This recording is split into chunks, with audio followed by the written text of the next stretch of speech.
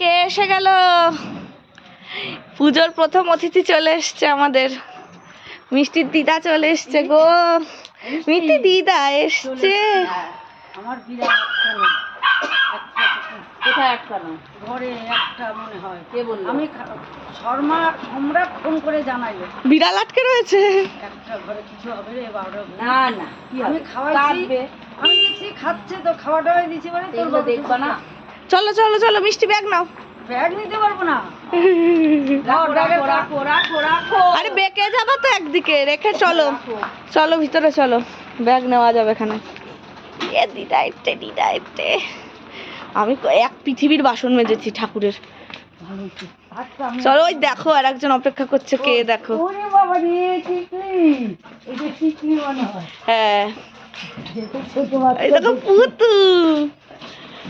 এই টিকলি কে? এটা টিকলি? চুপচাপ দাঁড়া। টিকলি কে? তো এ দিদার কোনে সাপ।